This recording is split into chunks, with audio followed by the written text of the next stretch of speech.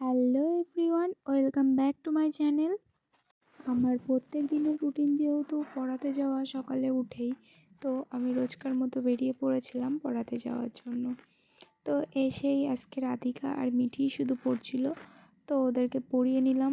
পড়ানোর পর আমি ছুটি দিয়ে চলে আসছিলাম, আর ওরা দেখলাম মারপিট করছে চট গোছানো নিয়ে।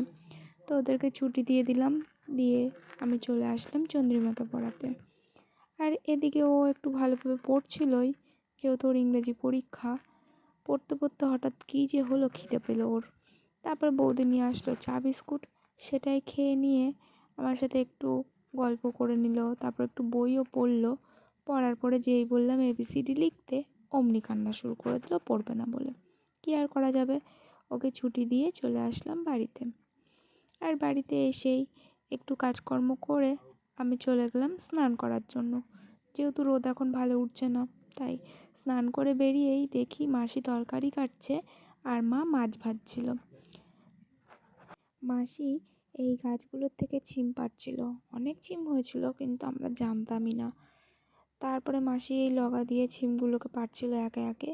পুরো এক ঝুড়ি ছিম হয়েছিল। মাও অন্য একটা গাছ থেকে কয়েকটা ছিম তুলে নিয়ে আসলো। আর এই উনুনগুলো দেখো আমার মা বানিয়েছে। তো মা এদিকে রান্না চাপিয়েছিল, আমি তাই এসে একটু এই শাকটা নেড়ে দিচ্ছিলাম। আর ঘরে গিয়ে দেখলাম বোন এখনও শুয়ে শুয়ে ফোন ঘাঁটছিল। তারপরে দুপুর হয়ে গেলে খেয়ে নিলাম ভাত। আজকে মেনুতে ছিল কালকের মতোই মাছ ভাত। তো খেয়ে উঠেই ঘুমিয়ে নিয়ে চলে গেলাম পড়াতে। আর এদিকে রাহুল আমাকে বলছিল দিদি ওই ঘরে লুকিয়ে আছে, চলো দেখবে।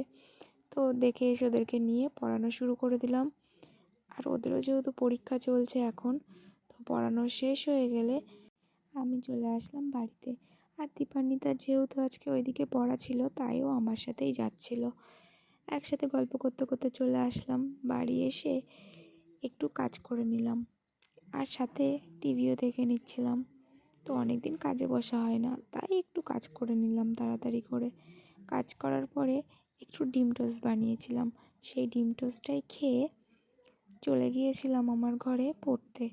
তো বই পড়া হয়ে গেলে একটু ভিডিও করে নিলাম। চলো আজকের মতো টাটা।